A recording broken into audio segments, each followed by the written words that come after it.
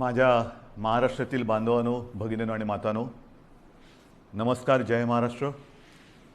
सर्वप्रथम मी आपल्याला गुढीपाडव्याच्या शुभेच्छा देतो. आजपासून आपलं नवीन वर्ष सुरू होतं आहे.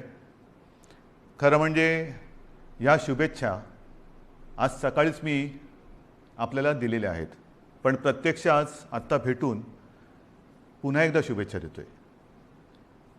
गेल्याही वर्षी आपण गुढीपाडव्याच्या शुभेच्छा दिल्या होत्या आणि त्या सुमारास साधारणतः एक आपण अशी आशा व्यक्त केली होती, एक प्रार्थना केली होती की पुढचा गुढीपाडवा जो आहे म्हणजे आजचा,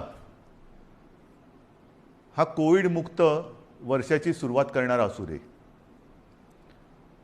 मधल्या काळामध्ये तशी परिस्थिती नक्की आपण निर्माण केली होती. त्याचं श्रेय मी आपल्या शासकीय यंत्रणा म्हणजे मग डॉक्टर्स, आरोग्य कर्मचारी, पोलीस वगैरे, महसूल यांच्या बरोबरीने आपल्याला सुद्धा त्याचं श्रेय देतोय. साधारणतः डिसेंबर, जानेवारी, फेब्रुवारीपर्यंत आपण कोविडवरती चांगलं नियंत्रण मिळवलं होतं. मग गेल्या वर्षीचा गुढीपाडवा म्हणजे साधारणतः हाच काळ आणि या वर्षीचा याच्यामध्ये नक्की फरक काय झालेला आहे? फरक खूप झालेला आहे. मधल्या काळात जे आपल्याला वाटत होतं की हे युद्ध आपण जिंकत आलेलो आहोत, त्या युद्धाला पुन्हा एकदा सुरुवात झालेली आहे. आणि ही सुरुवात अशी तशी नाही आहे, तर फार भयानक पद्धतीने ही रुग्णवाढ झालेली आहे. भयानक पद्धतीने म्हणजे आजचा जो आकडा आहे रुग्णांचा, तो आजपर्यंतचा सगळ्यात उच्चांक गाठणारा हा आकडा आहे. जवळपास 60,212 एवढे कोविड पॉझिटिव्ह रुग्ण आज आपल्या राज्यामध्ये नोंदवले गेलेले आहेत. 60,212 म्हणजे फार भीतीदायक ही परिस्थिती आहे. त्याच वेळेला मी एक आणखीन गोष्ट आपल्याला सांगू इच्छितो की साधारणतः गेल्या वर्षी जेव्हा कोविडने आपल्या राज्यामध्ये किंबहुना आपल्या देशामध्ये पहिलं पाऊल टाकलं, तेव्हा आरोग्य सुविधा काय होत्या मी वेळोवेळी आपल्याला कल्पना दिलेली आहे. कोविडसाठी चाचणी करणारी जी लॅब आपण म्हणतो ती आपल्या राज्यात 1 किंवा 2च होत्या.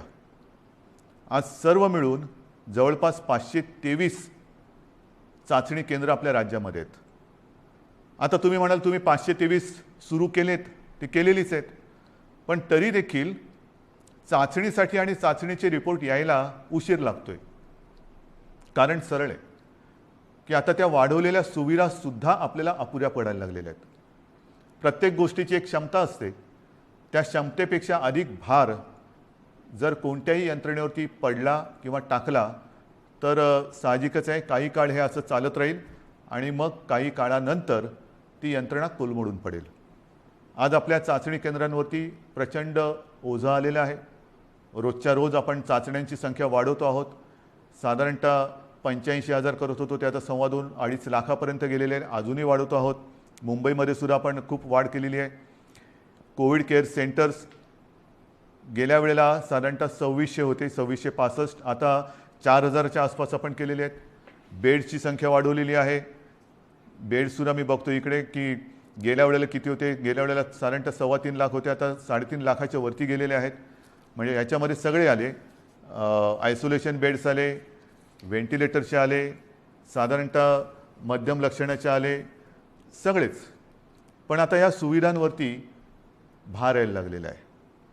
मधल्या काळात आपल्याला कल्पना आहे की आपण MPSC 10वी आणि 12वी या विद्यार्थ्यांच्या आयुष्याची खेळ व्हायला नको म्हणून ह्या परीक्षा आपण पुढे ढकललेल्या आहेत. या परीक्षा आपण पुढे ढकलू शकलो. कोविडची लाट कमी झाल्यानंतर ते आपण घेऊ शकतो, पण आपली जी परीक्षा सुरू आहे ती परीक्षा मात्र आपण पुढे ढकलू शकत नाही. माझे तर म्हणणे लवकरात लवकर त्याच्यामध्ये आपल्याला उत्तीर्णच व्हावंच लागेल. आज चहूबाजूने आपल्यावरती दडपण येते, ऑक्सिजनची कमतरता जाणवते. मी मुद्दामून आपल्याला हे सांगतोय याचं कारण की मी गेले काही दिवस समाजातील प्रत्येक घटकाला सोबत घेण्याचा प्रयत्न करतो आहे, त्यांच्याशी चर्चा संवाद करण्याचा प्रयत्न करतो आहे, सगळ्यांचं एकमत करण्याचा प्रयत्न करतो आहे. साहजिकच आहे मतमतांतरही असणारच, पण ही मतमतांतरं किती काळ आपण चर्चा करत बसायची, चर्चा चर्चा चर्चा, निष्पन्न काहीच नाही. हे आता परवडणारं नाही आहे. कारण हा जो कालावधी आहे, हा जो वेळ आहे, हा एकदा जर का आपल्या हातातून निघून गेला तर मग आपल्या मदतीला कोणी येऊ शकणार नाही. आणि ही सगळी परिस्थिती आता मी जी तुम्हाला सांगतो आहे, साधारणतः आज आपल्या राज्यामध्ये 1200 मेट्रिक टन ऑक्सिजनचं उत्पादन दर दिवशी होतं. 1200 मेट्रिक टन. आजच्या घडीला आपण 100% ऑक्सिजनचा वापर हा पूर्णपणे आरोग्य सुविधांसाठी, म्हणजे ज्यांना कोविडमध्ये ऑक्सिजनची आवश्यकता आहे, प्राणवायू, त्यांच्यासाठी वापरतो 100%. आणि हा वापर जर 1200 मेट्रिक टन आपला रोजचा उत्पादनाचा आकडा मी आपल्याला सांगितला, तर साधारणतः आजच आपण 950 ते 1000 टन प्रतिदिन एवढा ऑक्सिजन कोविड रुग्णांसाठी वापरतो आहोत. म्हणजे किती आपण काठोकाठ आलो ते बघा. बेड्स मिळत नाही आहेत, ऑक्सिजन आत्ता अपुरा पडायला लागलेला आहे. रेमडेसिवीर औषधांची प्रचंड मागणी वाढलेली आहे. रेमडेसिवीरचं सुद्धा मधल्या काळामध्ये मागणी एकदम खाली गेली आणि ती खाली गेल्यानंतर कंपन्यांनी उत्पादन जवळपास कमी केलं किंवा ना थांबवलं. अचानक मागणी वाढली आणि मागणी वाढल्यानंतर हे औषध पुन्हा तयार करायला साधारणतः त्याला, हे त्यांच्या शब्दात जे मला थोडंफार कळतं आहे, समजतं ते मी तुम्हाला सांगतो आहे, की ते औषध मॅच्युअर व्हायला 2 ते 3 आठवडे लागतात. आता तेवढा कालावधी त्याला द्यावा लागतो. आत्ता हळूहळू हा पुरवठा आपल्याकडे सुरू झालेला आहे. आपण ही औषधं कुठेही कमी पडू देणार नाही. जिथून मिळतील तिथून आपण घेतो आहोत. ऑक्सिजनसुद्धा मी मुद्दामून आपल्याला हा नकाशा आपल्यासमोर दाखवतो आहे. केंद्राकडे आपण विनंती केलेली आहे. एक 4-5 दिवसापूर्वी माननीय पंतप्रधानांसमवेत जी व्हिडिओ कॉन्फरन्स झाली, त्या व्हिडिओ कॉन्फरन्समध्ये सुद्धा ही परिस्थिती मी त्यांना सांगितली. साहजिकच आहे, पंतप्रधान आहेत, त्याच्यामुळे मी काही वेगळं सांगण्याची आवश्यकता नाही. रोजच्या रोज त्यांच्याकडे हा अहवाल जातो आहे. रुग्णसंख्या किती आहे, एकही रुग्णसंख्या किंवा मृत्यू आपण लपवत नाही आहोत, हे तर तुम्हाला पहिल्यापासून माहिती आहे. पारदर्शकपणाने सगळ्या गोष्टीला तोंड देतो आहोत, धाडसाने तोंड देतो आहोत, हे महत्त्वाचं आहे. काही लपवत नाही आहे. आणि म्हणून मी त्यांना विनंती केली की पंतप्रधान महोदय, की आम्हाला आत्ताची जी काय परिस्थिती आहे ती पाहिल्यानंतर येत्या काही काळामध्ये ऑक्सिजनची आवश्यकता लागणार आहे. आमच्या इथे जे कारखाने आहेत किंवा जे उद्योग आहेत त्यांना मी विनंती केलेली आहे, त्यांनी तसं कबूल केलेलं आहे. त्यांच्या क्षमतेप्रमाणे ते आपल्याला ऑक्सिजन द्यायला त्यांनी सुरुवातही केलेली आहे. पण तरी देखील आपल्याला अधिकचा जो ऑक्सिजन लागणार आहे तो आम्हाला इतर राज्यातून आणण्यासाठी परवानगी द्या आणि ती वाहतूक सोयीस्कर होईल याच्यासाठी सुद्धा मदत करा. आता हे त्यांना सांगितल्यानंतर साधारणतः हा नकाशा बघा. ह्या नकाशामध्ये कुठून कुठून ऑक्सिजन आणण्यासाठी आपल्याला त्यांनी परवानगी दिलेले ते आपल्याला कळेल. विशेषतः ही जी राज्य आहेत ईशान्येकडची, ही किती हजार किलोमीटरवरती आहेत, किती शेकडो किलोमीटरवरती. म्हणजे इतर राज्यातून जर का ऑक्सिजन आणायचं झाला तर त्यालाही यायला किती वेळ लागणार आहे हे सुद्धा आपल्याला माहिती असणं गरजेचं आहे. म्हणजे हा एकदम शेवटचा जो आहे पश्चिम बंगालमधला आहे, तो 1300 किलोमीटरवरती. म्हणजे असे खूप काही शेकड्यापासून, म्हणजे काही आपल्या राज्यात आहेत, परंतु इतर राज्यांमध्ये सुद्धा जे कारखाने किंवा ऑक्सिजन उत्पादक आहेत त्यांच्याकडनं आपल्याकडे ऑक्सिजन यायला रस्त्याने आणि रोजचा किती येणार, किती आणणार, सुरळीत पुरवठा आपल्याला पाहिजे. आणि त्याच्यासाठी मी माननीय पंतप्रधानांना काही विनंत्या करतो आहे.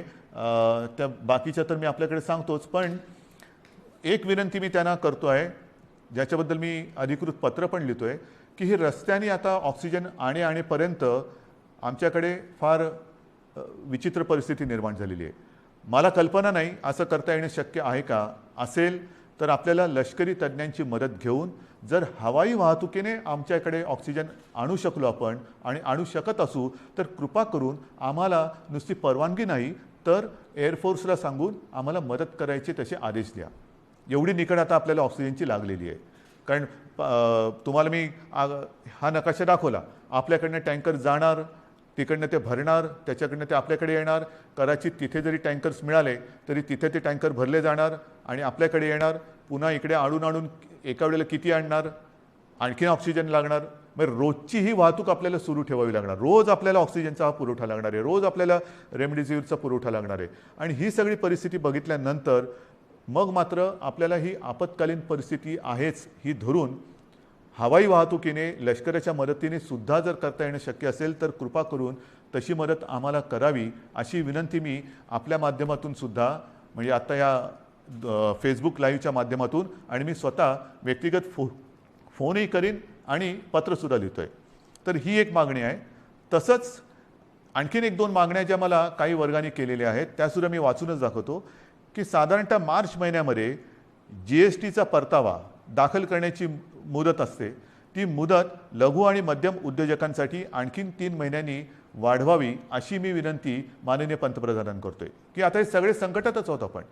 हे संकट ही आपत्ती आहे. या आपत्तीमध्ये आपणच यांना सांभाळून घ्यायला पाहिजे. कारण इतर वेळेला अर्थचक्र चालवणारी हीच लोक आहेत. धंदे राहिले पाहिजेत, रोजीरोटी राहिली पाहिजे, नाहीतर मग जगायचं कशासाठी. तर त्यांना थोडासा एक आधार देण्यासाठी GSTचा जो एक परतावा आहे तो त्याला 3 महिन्यांनी तरी किमान मुदतवाढ द्यावी अशी मी माननीय पंतप्रधानांना विनंती करतो आहे. नंतर जसे आपण बघत असतो की भूकंप होतो, काही वेळेला अतिवृष्टी होते, पूर येतो, मग ती नैसर्गिक आपत्ती आपण जाहीर करतो. नैसर्गिक आपत्ती जाहीर केल्यानंतर मग त्याच्यामधले जे काही निकष असतात त्या निकषच्या अनुषंगाने आपण वैयक्तिक मदत ही करत असतो. तर ही सुद्धा एक नैसर्गिक आपत्ती आहे, तिथं आपण सगळ्यांनीच मानलेली आहे. पण ह्या नैसर्गिक आपत्तीमध्ये जसं इतर नैसर्गिक आपत्तीमध्ये जे निकष आपण लावतो आणि विशेषतः ज्यांची रोजीरोटी ही ह्याच्यामध्ये थोडीशी हल्लेली आहे म्हणा किंबहुना जाण्याची शक्यता निर्माण झालेली आहे, त्यांच्या रोजीरोटीवरती गदा किंवा संकटात सापडलेली आहे, अशा लोकांना व्यक्तिगत मदत आपण काय करू शकतो ती मदतसुद्धा द्यावी अशी मी माननीय पंतप्रधानांकडे विनंती करतो आहे. याचं कारण असं की ही आपत्ती ही फार विचित्र आहे. याच्यावरती अजूनही म्हटलं तर औषध सापडलेलं तर नाहीच आहे, पण लस ही सापडलेली आहे. माननीय पंतप्रधानांनी सांगितलं की 11 ते 14 तारखेपर्यंत टीका महोत्सव करा आहे. माझं तर म्हणणं केवळ 4च दिवस नाही, आमच्याकडे आम्ही लसीकरणाचा वेग हा मोठ्या प्रमाणात वाढवलेला आहे. पुन्हा मी त्या लस किती मिळते आणि किती ह्या राजकारणात जाऊ इच्छित नाही, पण लसीकरण हे वाढवावंच लागेल. लसीकरण का वाढवायचं तर लसीकरण केल्यानंतर ह्या लाटेतून बाहेर पडू का नाही. कारण लस दिल्यानंतर सुद्धा प्रतिकारक शक्ती यायला काही दिवस जावे लागतात. नक्कीच आत्ताची लाट ही प्रचंड मोठी आहे. या लाटेतून आपल्याला काही गोष्टी मी पुढे सांगणार आहेत त्या करूनच बाहेर पडावं लागेल. परंतु लसीकरण एवढ्यासाठी की लसीकरण केल्यानंतर तिसरी लाट, कारण जगामध्ये आता तिसरी लाट, चौथी लाट, पाचवी लाट ह्या अशा लाटामागून लाटा ह्या येत आहेत, हा अनुभव आहे. जसं ब्रिटननी काय केलं 2.5 ते 3 महिने अत्यंत कडक निर्बंध लावले, लॉकडाऊन केला. पण दरम्यानच्या काळामध्ये त्यांनी संपूर्ण जनतेला जवळपास काही टक्के जनता त्यांनी आता कव्हर केली, 50%हून जास्त झाली असेल जनतेला त्यांनी वॅक्सिनेशनच्या माध्यमातून एक सुरक्षित केलं. लसीचा पहिला डोस देऊन टाकला आणि तो दिल्यानंतर आत्ताचं तिथलं जे चित्र आहे हॉस्पिटलायझेशन बरंचसं कमी झालेलं आहे, मृत्यूदर हा घटलेला आहे. मग त्याच दिशेने त्याच मार्गाने आपल्याला देखील जावं लागेल. आपल्याला येत्या काही काळात भरपूर प्रमाणामध्ये लसीकरण वाढवावं लागेल की जेणेकरून पुढची लाट आपण कदाचित थोपवू नाही शकणार, पण तिचा वेग हा मंदावू शकू. म्हणजे पहिली लाट आता जर का बघितलं आपण पाठीवळून बघताना तर ह्या लाटेच्या तुलनेत ती लाट काहीच नव्हती. एवढी प्रचंड मोठी ही लाट आहे. अजूनही आपण पीकच्या जवळ गेलो आहोत की नाही कळायला मार्ग नाही आहे. रोजची रुग्णसंख्या वाढते आहे की कुठपर्यंत वाढेल सांगता येत नाही.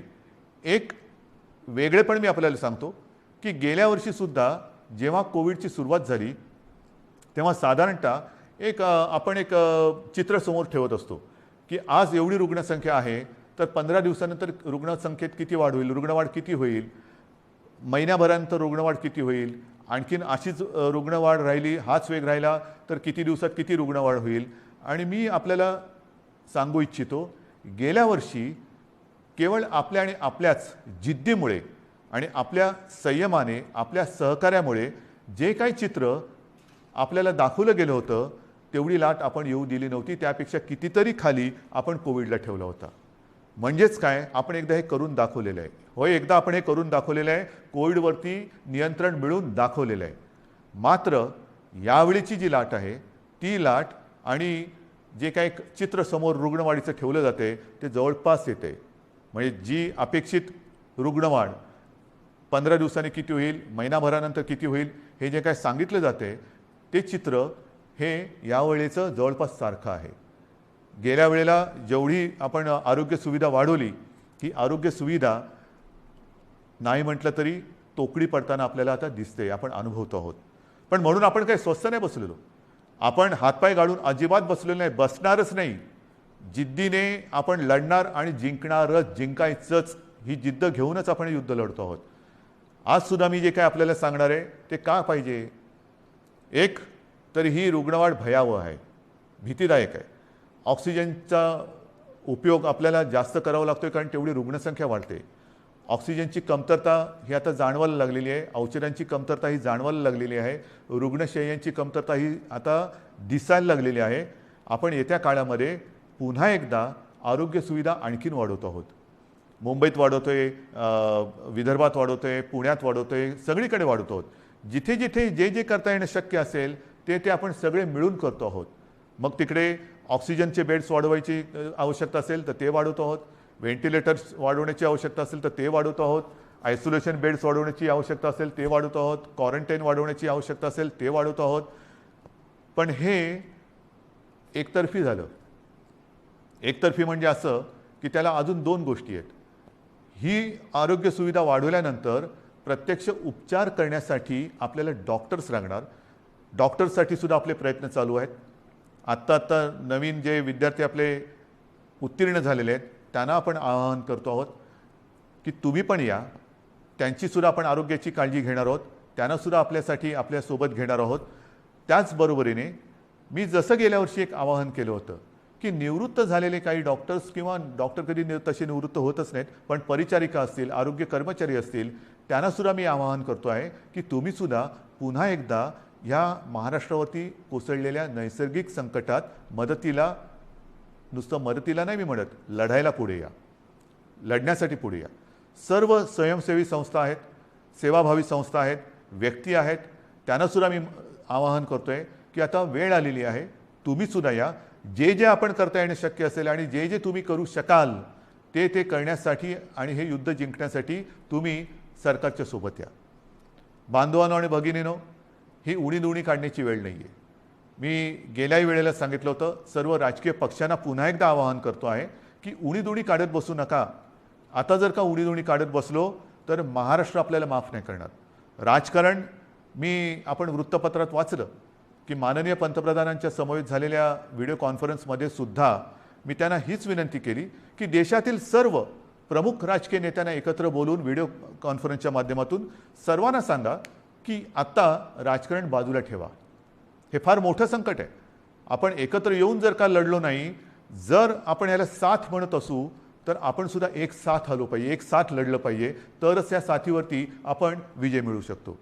आणि म्हणून ही सगळी परिस्थिती आपल्याला सांगितल्यानंतर नाईलाजाने मला काही गोष्टी ह्या थोड्याशा बंधनात्मक आपल्याला करावायला लागणार आहेत. आणि मला खात्री आहे की हे जे निर्बंध आपण लावतो आहोत हे केवळ आणि केवळ आपल्यासाठी आहेत. मला आनंद होतोय असं कृपा करून समजू नका. मी गेले महिनाभर साधारणतः याची कल्पना देत आलेलो आहे की असं नाही झालं तर काय होईल, तसं नाही झालं तर काय होईल. आपण तसं म्हटलं तर बराचसा वेळ चर्चेमध्ये आणि विचारविनिमयात घालवलेला आहे. आता मात्र कडक पावलं उचलण्याची आवश्यकता आणि ती वेळ तो क्षण आलेला आहे. मग काय करायचं. मी एकदम काही लॉकडाऊन असं म्हणत नाही आहे, पण काही निर्बंध हे साधारणतः त्या सदृश्य आहेत. कारण ही साखळी जर का तुटली नाही तर ही साखळी आपल्याला पूर्ण गुरफटून गुंबरून टाकल्याशिवाय राहणार नाही. आपल्याला रोजीरोटी महत्त्वाची आहेच, त्याहीबद्दल मी बोलणार आहे. पण रोजीरोटीच्या बरोबरीने आधी जीव वाचवायला पाहिजे. जीव वाचलं तर सगळं काही आहे. आणि जीव वाचवणं हाच आत्ता आपल्यासमोरचा महत्त्वाचा मुद्दा आहे. आणि तो वाचवण्यासाठी मी पुन्हा एकदा सगळ्यांना हात जोडून विनंती करतो आहे की आजपर्यंत जी काही निर्बंध आपण टाकलेले होते त्या निर्बंधात आता आपण अधिक वाढ करतो आहोत. आणि हे निर्बंध उद्या 8 वाजल्यापासून, संध्याकाळी 8 वाजल्यापासून आपल्या राज्यात लागू होतील. एक फक्त अपवाद थोडा आपल्याला करावा लागणार आहे, कारण तिथे 2-4 दिवसामध्ये मतदान आहे, ते म्हणजे पंढरपूर मंगळवेढा मतदारसंघ, विधानसभा मतदारसंघ. आपल्याला कल्पना आहे की तिथले आपले लोकप्रतिनिधी भारत भालके यांचं कोरोनामुळेच निधन झालं होतं. दुर्दैवाने ते आपल्यातून गेले आणि त्यांची जी जागा आहे त्या मतदारसंघात येत्या 2-5 दिवसामध्ये मतदान आहे. मतदान झाल्यानंतर मात्र तिकडे सुद्धा हे निर्बंध अत्यंत कडकपणाने लागू होतील. म्हणून मी थोडंसं माझ्या आणि आपल्या सगळ्यांच्या मनाविरुद्ध असलं तरी ह्या काही गोष्टी आपल्याला सांगतो आहे. मला खात्री आहे की आजपर्यंत जसं सहकार्य आपण मला केलं, ज्या ज्या गोष्टी मी आपल्याला सांगितल्या त्या गोष्टी आपण पाळल्या, तसंच सहकार्य येत्या काही दिवसासाठी आपण मला कराल आणि तसं करावं अशी मी पहिल्याप्रथम आपल्याला विनंती करतोय. काही निर्बंध मी आपल्याला वाचून दाखवतो आहे आणि बाकीचे सर्व निर्बंध जे आहेत, सगळे नियम आहेत, ते लवकरात लवकर हे प्रसिद्धी माध्यमाच्या माध्यमातून आणि आपल्या जी काही साईट आहे त्याच्यावरती अपलोड केले जातील की जेणेकरून सर्वांना अत्यंत स्पष्ट शब्दात त्याची कल्पना येईल. जे निर्बंध आहेत ते असे आहेत की उद्या संध्याकाळपासून आपण ब्रेक द चेन म्हणजे ही शृंखला तोडायची, आपल्याला तोडावीच लागेल आणि ती तोडण्यासाठी आपण राज्यात 144 कलम लागू करतो आहोत. म्हणजेच आजपर्यंत ही दिवसा जमावबंदी आणि रात्री संचारबंदी असं होतं, कधी रात्री जमावबंदी करत होतो. आता मात्र आपल्याला पुढचे किमान 15 दिवस राज्यामध्ये संचारबंदी लागू करावी लागत आहे. अनावश्यक येणं जाणं हे आपल्याला आता पूर्ण बंद, मी टाळणं म्हणत होतो, आता ते पूर्ण बंद करावं लागणार आहे.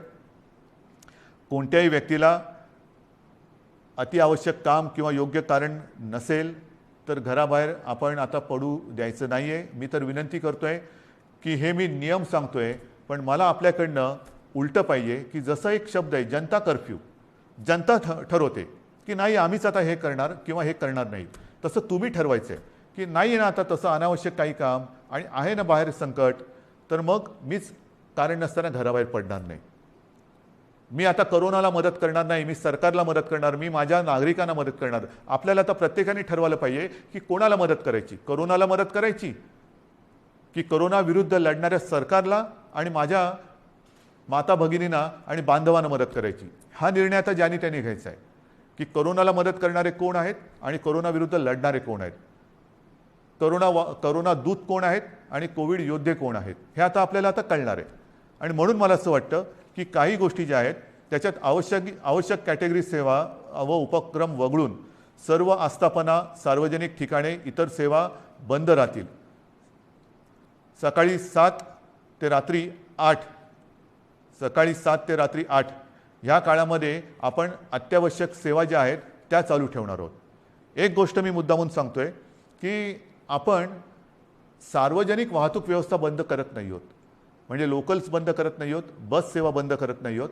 मात्र त्या केवळ आणि केवळ अतिआवश्यक कामासाठीच वापरल्या जातील आणि त्यातून त्या चालू का ठेवतोय तर जीवनावश्यक सेवा सुविधा देणारा जो कर्मचारी वर्ग आहे त्याचं येणं जाणं, कारण त्या जर का बंद पडल्या म्हणजे पाणी आहे, आपले सफाई कामगार आहेत, त्यांना कुठेही तसं आपण सांगू शकत नाही वर्क फ्रॉम होम, घरी राहा आणि शहर स्वच्छ करा, घरी राहा आणि शहराचा पाणी पुरवठा सुरळीत ठेवा, नाही, त्यांना संकट असो वा नसो आपल्यासाठी आपल्याला सेवा सुविधा देण्यासाठी रोज कामावर यावंच लागणार आहे.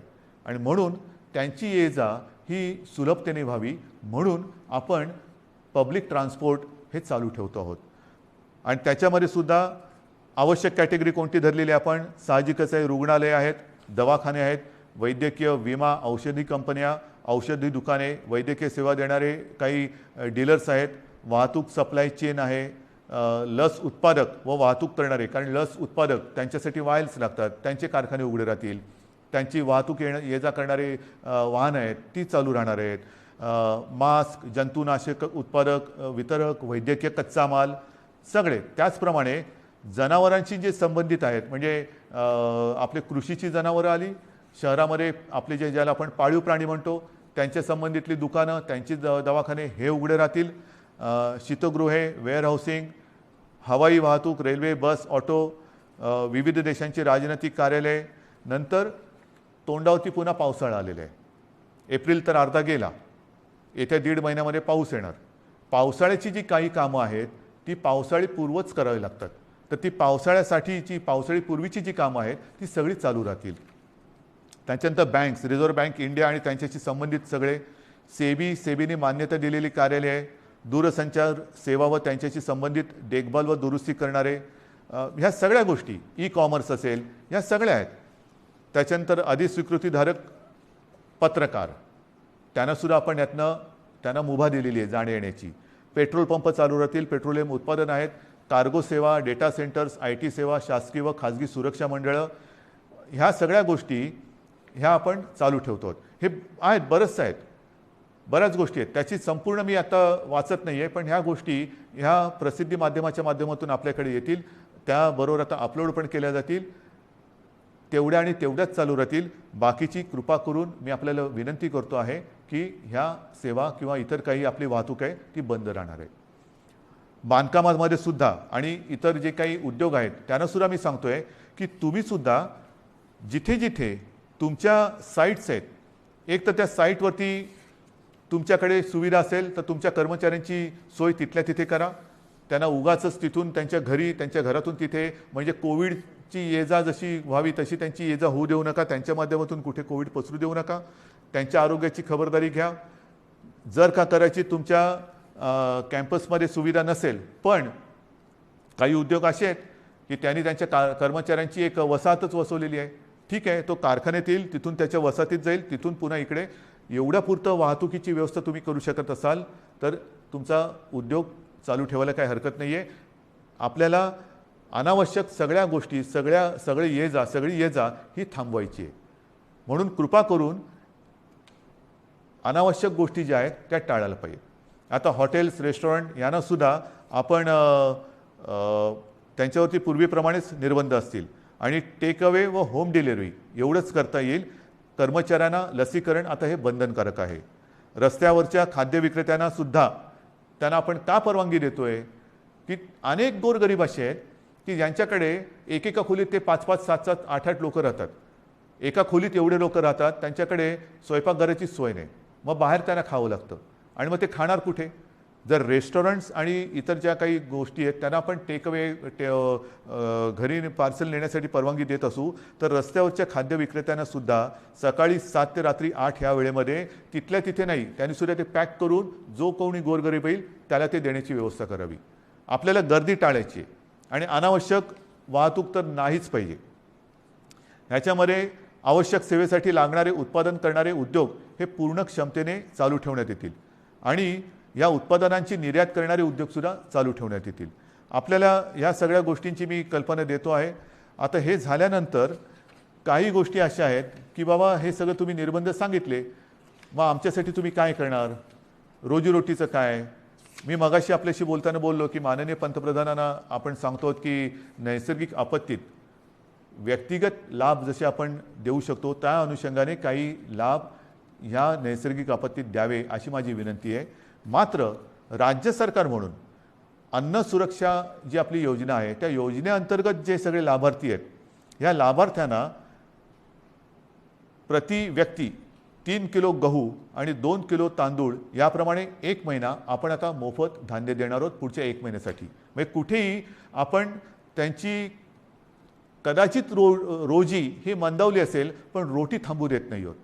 त्यांच्यासाठी अन्नधान्याची व्यवस्था आपण करतो आहोत आणि याच्यामध्ये नोंद केलेले जे आपल्याकडे लाभार्थी आहेत त्यांची संख्या साधारणतः 7 कोटी आहेत. म्हणजे 7 कोटी जे आपले नागरिक आहेत ह्या वर्गात मोडणारे, त्यांना आपण पुढच्या महिन्यामध्ये म्हणजे आजपासून जेव्हापासून ही बंधन उद्यापासून सुरू होतील 1 महिना प्रत्येकी 3 किलो गहू आणि 2 किलो तांदूळ याप्रमाणे 1 महिना मोफत आपण धान्य देणार आहोत. तसंच आपल्याला सर्वांना कल्पना आहे, सरकार आल्यानंतर आपण 10 रुपयात शिवभोजन थाळी ही गोरगरिबांसाठी सुरू करण्याची योजना जाहीर केली. ती जाहीर केली, योजना सुरू झाली आणि कोविड आला. मग काय करायचं? तर ही योजना कोविड आल्यानंतर आपण 10 रुपयाची जी एक शिवभोजन थाळी होती ती 5 रुपयावरती आणली आणि साधारणतः मी तोही आकडा सांगितलेला आहे. आतापर्यंत काही कोटी लोकांनी ह्या थाळीचा लाभ घेतलेला आहे.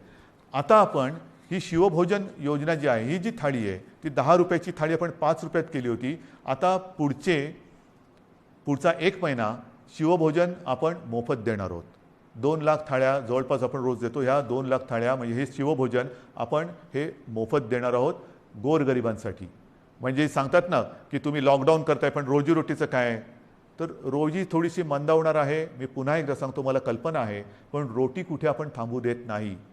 ही संपूर्ण व्यवस्था, हा सगळा जो काय मी भार नाही म्हणत, हे कर्तव्य जे आहे ते कर्तव्य आपलं सरकार हे समर्थपणाने सांभाळणारच. भार हा पडणार सरकारवरती, जसा तुमच्यावरती पडतोय तसा सरकारवरती पडतोय, पण सरकार हा आपल्या सगळ्यांच्या आशीर्वादाने भार सोसणार आणि सोसायला ते समर्थ आहे. त्याचप्रमाणे आणखीन काही योजना आहेत. मी आता हे वाचतो. संजय गांधी निराधार योजना श्रावणबाळ आणि केंद्र पुरस्कृत इंदिरा गांधी राष्ट्रीय वृद्धापकाळ निवृत्ती वेतन योजना, इंदिरा गांधी राष्ट्रीय विधवा निवृत्ती वेतन, इंदिरा गांधी राष्ट्रीय दिव्यांग निवृत्ती वेतन योजना, या 5 योजनेतील लाभार्थ्यांना 2 महिन्यांकरता प्रत्येकी 1000 रुपये आर्थिक सहाय्य आपण आगाऊ देतो आहोत. म्हणजे आधी देतो आहोत, नंतर नाही, आत्ता आधी देतो आहोत. आणि ह्याचे साधारणतः लाभार्थी हे किमान 35 लाख आहेत. म्हणजे वरती मी जसं सांगितलं तुम्हाला की दारिद्र्य रेषेखालील कुटुंब आहेत, काही निराधार महिला आहेत, वयोवृद्ध आहेत, दिव्यांग आहेत, असंघटित क्षेत्रातील नागरिक आहेत, कामगार आहेत, रिक्षाचालक आहेत, आदिवासी समाज, यांच्यासाठी आपण 3 किलो गहू आणि 2 किलो तांदूळ ही योजना जाहीर केली. शिवभोजन आपण पुढचा महिनाभर मोफत देतो आहे. त्याच्यानंतर आता ह्या योजना त्याच्यात जो 1000 रुपयांचा जो देणं असतं आपण ते आगाऊ देतो आहोत आणि त्याच्यात 35 लाख लोक आपण त्यांना एक नाही म्हटलं तरी आधार देतो आहोत. नंतर महाराष्ट्र इमारत व इमारत कामगार कल्याणकारी जे मंडळ आहे त्या मंडळामध्ये राज्यातील नोंदणीकृत बांधकाम कामगार जे आहेत त्यांना 1500 रुपये, हे 1500 रुपये आपण अर्थसहाय्य देतोय प्रत्येकी. म्हणजे त्याच्यामध्ये साधारणतः 12 लाख पुन्हा लाभार्थी आहेत जे आपल्याकडे नोंदणीकृत आहेत. हे 1500 रुपये आपण त्या बांधकाम वर्गातील कामगारांना देतो आहे. घरेलू कामगार, आता हा एक वेगळा आपण हे करतोय. घरेलू कामगार जे नोंदणीकृत घरेलू कामगार आहेत त्यांच्यासाठी सुद्धा आपण एक निधी देतो आहोत. म्हणजे हा सुद्धा एक मोठा वर्ग आहे तसा, जो नोंदणीकृत आहे त्यांना आपण हा निधी देतो आहोत. त्याच्यानंतर आता पुन्हा तळहातावरती पोट हे ज्यांचं आहे तोच हा वर्ग आहे. त्याच्यामध्ये आणखीन थोडा वर्ग बाकी आहे, तो म्हणजे अधिकृत फेरीवाले. अधिकृत फेरीवाले आहेत. या फेरीवाल्यांसुद्धा आपण एका वेळचे 1500 रुपये प्रत्येकी देतो आहोत. फेरीवाल्यांसाठी जे अधिकृत नोंदणीकृत आहेत फेरीवाले त्यांना देतो आहोत. आणि हे जे देणं आहे हे या फेरीवाल्यांची स्वनिधी योजनेत बँकांकडे नोंदणी असल्यामुळे बँकांमार्फत हे त्यांच्या बँकेत हा जो काही निधी आहे तो त्यांना हस्तांतरण दिलं. ह्याच्यामध्ये जवळपास 5 लाख लाभार्थी आहेत. तसंच आपले रिक्षाचालक आहेत, कारण सगळंच बंद केल्यानंतर रिक्षाचालकांनी काय करायचं, तर ह्याच्यामध्ये सुद्धा जे परवानाधारक रिक्षाचालक आहेत त्या रिक्षाचालकांना सुद्धा एका वेळचं आपण 1500 रुपये हे देतो आहोत. आता याच्यामध्ये सुद्धा साधारणतः 12 लाख लाभार्थी आहेत. म्हणजे तुम्ही बघत जा, 7 कोटी, 35 लाख, 12 लाख, 5 लाख, 15 लाख, आपण जे जे करता येणं शक्य असेल ते करतो आहोत. माझ्या आदिवासी समाजासाठी सुद्धा खावटी योजनेचा लाभ घेत असलेल्या आदिवासी कुटुंबांना प्रति कुटुंब आपण एका वेळेचं 2000 रुपये हे आर्थिक सहाय्य देतो आहे. ह्याच्यामध्ये सुद्धा आता लाभार्थी 12 लाख आहेत. म्हणजे आपण जेवढं करता येणं शक्य असेल तेवढं करतो आहोत. हे आत्ताच्या घडीला हे आपण जे पटकन करता येणं शक्य आहे ते करतो आहोत. त्याच्यानंतर आता ह्या टाळेबंदी हा शब्द वापरायचा न वापरायचा, पण ही जे काही निर्बंध आहेत त्या काळामध्ये आपल्याला कोविडवरची उपाययोजना जी आहे त्याच्यामध्ये इतर काही सुविधा वाढवायच्या आहेत. त्याच्यानंतर औषधं खरेदी आली, व्हेंटिलेटर्स खरेदी करणं आलं, सुविधा आली, सुविधांची उभारणी आली, त्याच्यासाठी काही पैसे लागतात. तर त्याच्यासाठी आपल्या जिल्हाधिकारी त्यांना काही पैसे आपल्याला त्यांच्याकडे देऊन ठेवावे लागतात की तुम्हाला आवश्यकतेनुसार, कारण पटकन आता रुग्ण आला आणि काही गरज लागली तर विचारत बसायचं नाही, जे जे करता येणं आवश्यक आहे ते तिकडे करायचं. आणि त्यांच्यासाठी सुद्धा आपण साधारणतः 3300 कोटी फक्त आणि फक्त कोविडसाठी म्हणून बाजूला काढून ठेवतो. म्हणजेच काय की आपण हा सगळा जर का एक आढावा घेतला तर ढोबळमानाने हे सगळं आपण करण्यासाठी जवळपास 5400 कोटी रुपये आपण हे विविध ज्याला आधार देतो म्हणतो, तुम्ही नुसती मदत नाही पण एक आधार देण्यासाठी आणि कोविड वाढू नये वाढलाच तर औषधोपचारासाठी सुविधांसाठी म्हणून आपण एवढा एक निधी बाजूला काढून ठेवतोय. आणि म्हणून मला असं वाटतं बांधवांनो आणि भगिनींनो, मी सगळी परिस्थिती आहे ही आपल्यासमोर ठेवलेली आहे. ऑक्सिजनची सुद्धा परिस्थिती आपल्याला सांगितलेली आहे, बिकट आहे. पुन्हा एकदा सांगतो, साधारणतः आपल्या राज्याची क्षमता ही 1200 मेट्रिक टन प्रतिदिनी उत्पादनाची आहे. आज जवळपास 950 मेट्रिक टनपर्यंतचा वापर ऑक्सिजनचा फक्त आणि फक्त कोविडग्रस्त रुग्णांना, ज्यांना ऑक्सिजनची आवश्यकता आहे, ज्यांचा श्वास घ्यायला त्यांना त्रास होतोय, ही कल्पनासुद्धा करणं अशक्य आहे, अवघड आहे की श्वास रोखला जातो म्हणजे काय होतंय, घुसमटणं म्हणजे काय आहे. त्यांचा श्वास मोकळा होण्यासाठी, त्यांचा श्वासोच्छ्वास परत नैसर्गिक होण्यासाठी म्हणून हा आपण ऑक्सिजन वापरतो आहोत. पण ह्याच संख्येने जर रुग्णवाढ होत राहिली तर हाताशी राहिलेला ऑक्सिजन हा येत्या काही दिवसात संपल्याशिवाय राहणार नाही. आजसुद्धा रोजची आपली रेमडेसिवीरची जी गरज आहे, किती वापर होतोय, सगळीकडनं मागणी होते, रेमडेसिवीर पाहिजे. आपल्याला कल्पना आहे आपल्या राज्यात आजच्या दिवशी साधारणतः किती रेमडेसिवीर इंजेक्शन वापरले जातात? साधारणतः 40 ते 50 हजार, म्हणजे 40 ते 50 हजार सरासरी रोजची आजची आपली रेमडेसिवीर इंजेक्शनची ही मागणी आहे, गरज आहे. आता तुम्ही विचार करा, आजच्या घडीला रेमडेसिवीर थोडंसं कमी पडते, त्याची आपण हे करतोय, सोय केलेली आहे, येत्या काही दिवसात ते नियमित होईल. पण जर काही रुग्णसंख्या, रुग्णवाढ अशीच राहिली, याच पटीत वाढत राहिली तर येत्या काही दिवसामध्ये रेमडेसिवीरची आवश्यकता ही दुप्पट होणार आहे. म्हणजे जिकडे 50 हजार असेल तिकडे 1 लाख होणार आहे. 1 लाख म्हणजे अजून एवढीच रेमडेसिवीरची आवश्यकता आपल्याला आहे. हे सगळं मी अत्यंत प्रामाणिकपणाने आपल्यासमोर ठेवलेलं आहे. त्याच्यामध्ये कुठेही लपवाछपवी नाही, कुठेही अपारदर्शकता नाही. ही बंधनं केवळ आणि केवळ एक नाईलाज म्हणून आपल्याला आता ही स्वीकारावी लागत आहेत.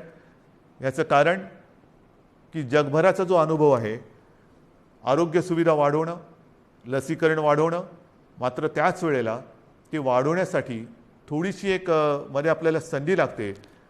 ती संधी आणि ही साखळी तोडण्यासाठी आपल्याला हे निर्बंध स्वीकारावे लागतात. हे पूर्ण जगाने आता स्वीकारलेलं सत्य आहे. आणि म्हणून माझी आपल्याला हात जोडून विनंती आहे की ही बंधनं ही एकतर्फी टाकलेली नाही आहेत. ही बंधनं टाकण्यामागे जो उद्देश आहे तो केवळ आणि केवळ प्राण वाचवणे हाच एक उद्देश आहे. आनंददायी ही परिस्थिती नाही आहे, घाबरण्यासारखं सुद्धा तसं नाही आहे, कारण आपण समर्थपणाने ह्याचा मुकाबला करतो आहोत. आजपर्यंत जे सहकार्य आपण मला केलं, जसं मला आपल्या कुटुंबातील एक आपण मानता, त्याच तळमळीने आणि त्याच प्रेमाने आणि त्याच आपुलकीने माझ्यावरती मी पुन्हा सांगतो, टीका करणारे किती करत असले तर त्या टीकेची पर्वा न करता आपल्याशी जी माझी बांधिलकी आहे त्या बांधिलकीला स्मरून आणि तिला जागून मी केवळ आणि केवळ माझ्या राज्याच्या, माझ्या माता भगिनींच्या, माझ्या बांधवांच्या हितासाठी ही निर्बंध आपल्यावरती थोडीशी लादत आहे. कृपा करा, न चिडता, न रागावता, समजून घेऊन सहकार्य करा आणि ही लढाई जिंकायला नुसती मदत नाही तर मी पुन्हा एकदा सांगतो की आपण सगळे सैनिक म्हणून सोबत या आणि ही लढाई जिंकायचीच या जिद्दीने पुन्हा एकदा कंबर कसून कोविड भगाव ह्या पद्धतीने आपल्याला आता हे करावं लागेल. आजपर्यंत जसं सहकार्य केलं तसंच सहकार्य यापुढेही अपेक्षित आहे. सर्वांना धन्यवाद देतो. जय हिंद, जय महाराष्ट्र.